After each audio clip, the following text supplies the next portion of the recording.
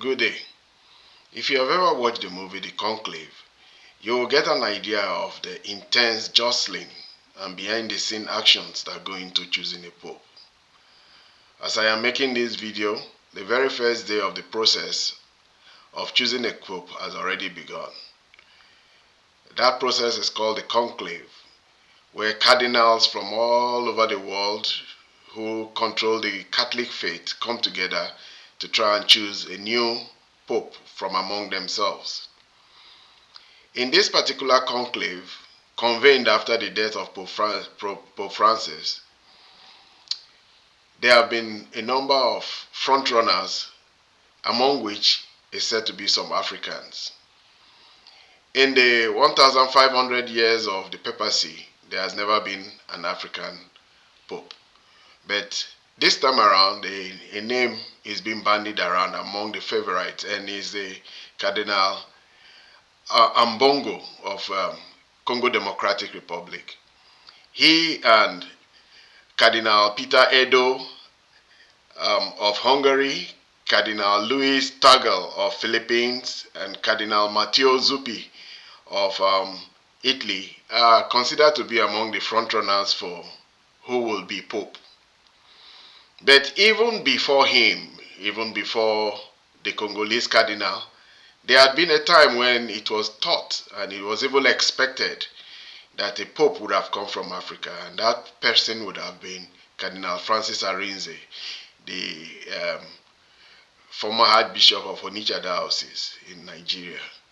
Cardinal Arinze was high up in the administrative hierarchy of the Vatican, and it was assumed that, or even thought, projected that he would have been pope after the death and demise of Pope John Paul II. But that never happened. But this time around, I want to pose the question. I know that I on a personal level do believe that the probability of having a black African pope is rather far away than it was when Pope Benedict was chosen over Cardinal Arinze. By the time this video is out, and by the next few weeks, we may or we may not have an African pope. But for the sake of the durability of this video, I want to ask, I don't want to preempt the choice of an African pope, but I want to ask, even if we do have an African pope, how effective will it be in this present world that we find ourselves?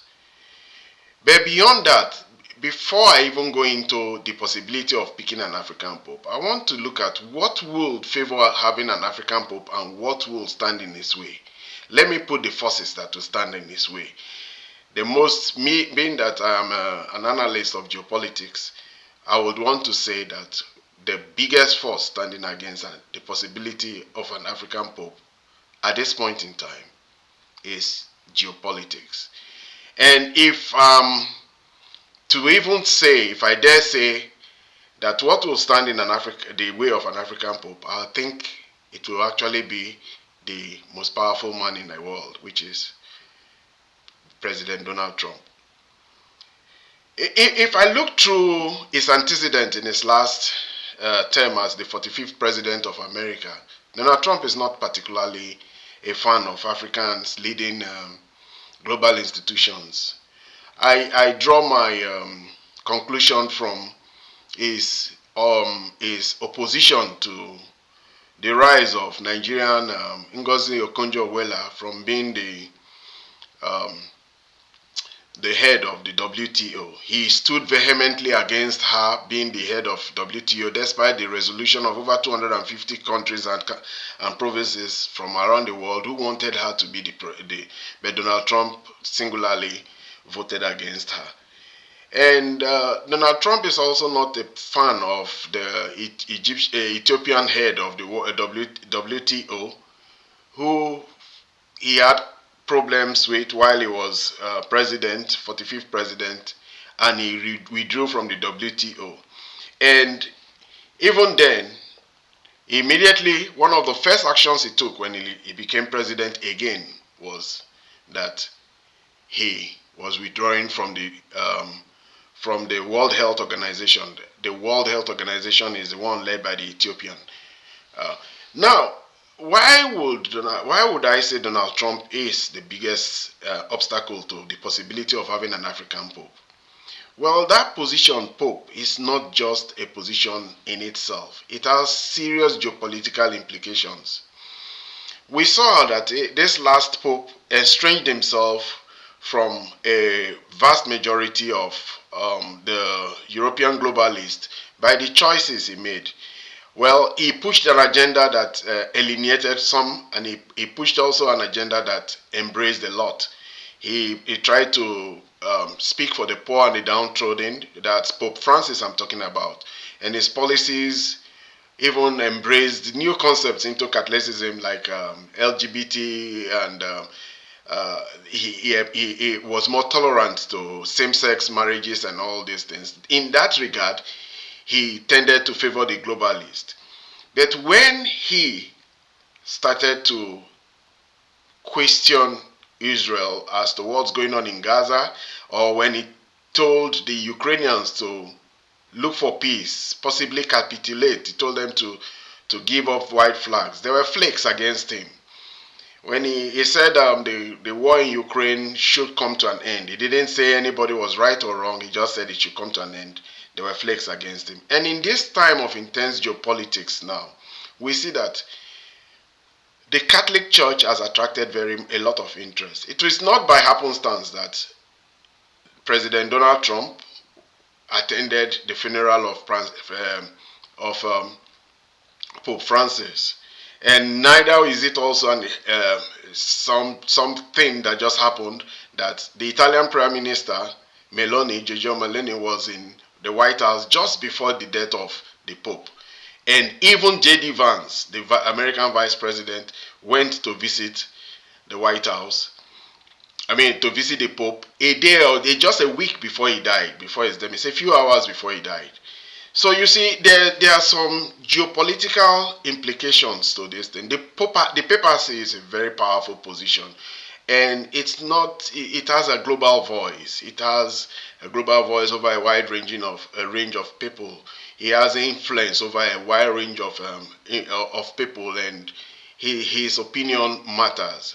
So at this point in time, I want to think, what can an African do in this case? We want to remember that when America is involved in intense geopolitical struggles, it's never a good time for an African leader of a global organization. I want to recall how Boutros Ghali of Egypt, while he was the Secretary General of the United Nations, he saw some points of disagreement with Bill Clinton, American president at that time, over the bombing of Serbia and Yugoslavia.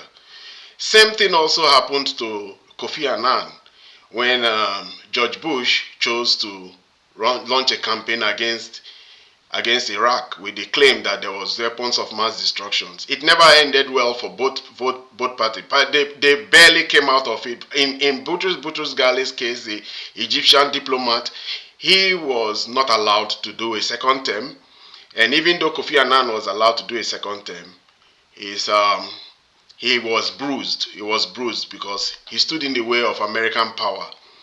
Now, I think that the next pope, America will want a pope who might not necessarily be catering to their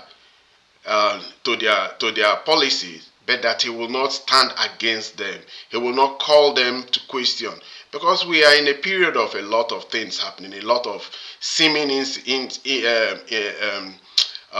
inhumanity to man. All the wars going on in the Middle East, the war going on in Ukraine, the actions against the immigrants in America. And one of the first people who, if we do recall, criticized Donald Trump to have a human face in his immigration policy was actually a Catholic bishop of Washington. And so the politicians have come to see that it is very important that they have a hand in who becomes pope. And for this reason, we've also seen how the French Macron is being accused of trying to influence who ends up being Pope because he has, I think, Abrego, Cardinal Abrego.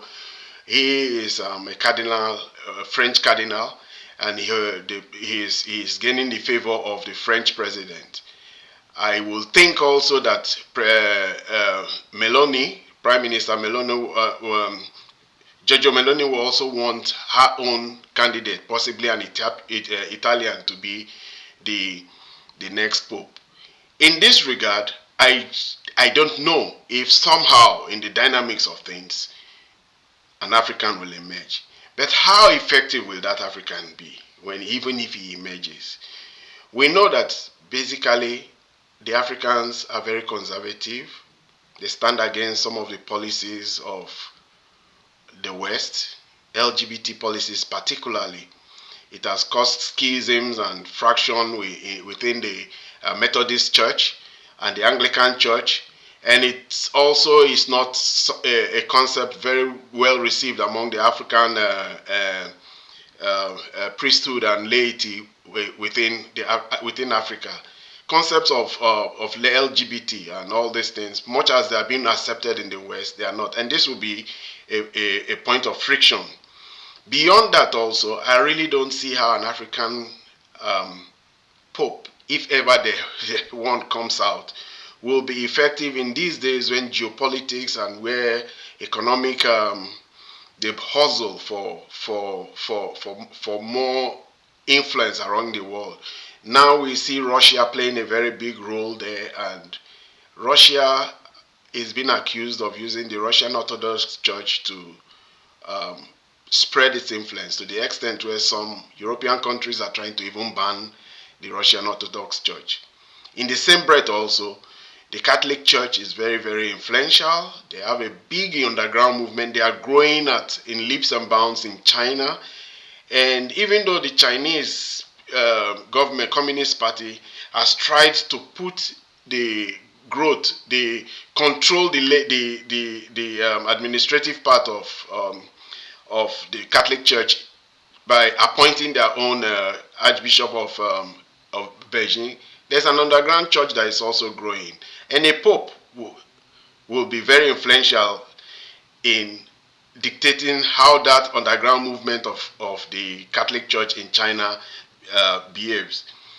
I think one that sees European interest and Western interest will be more aligned to the Western political class than one that has a more liberal and free view of the world, an inclusive view of the world. And to that extent, I don't know how they will give um, an African pope space to operate. Because anyhow you look at it, no matter the power and influence of the Pope, it still is. It still derives some power also, some influence. It still needs earthly institutions and governments to support his cause. So I doubt if an African, even if he's appointed, which I doubt will happen, even if he's appointed, I don't think he will be a very effective Pope. I may be wrong. If you think that you have a contrary opinion as to what effectiveness an African Pope can contribute, how much contribution an African Pope can make to this world, um, as regards to geopolitics, as regards to um, um, morality, as regards to the humanity of man, if you think that is very relevant and you have your own opinions, let me share that with us in the comment section. But for me, I think there's so much standing in the way of the possibility of having an African Pope, or even if there is eventually an African Pope, the possibility of him being an effective Pope in the coming world. I don't know how that's going to happen, how he will gain the cooperation, how he gain the acceptance of the Western world and those people who may not see him as being useful to their cause. Yesterday I posted my first video, and I'm happy to say that did very well. If you think you like what I'm saying, subscribe, put comments, share your thoughts on what I've been saying. I told you I talk about geopolitics as regards to Africa, but I am I use Africa as a starting point, but it's the whole world that I usually talk about. Thank you for being with me and staying with me to this point of the video. Thank you very much. Subscribe. If you like what I'm saying, share, comment, like, and see you next time in the next video. Thank you.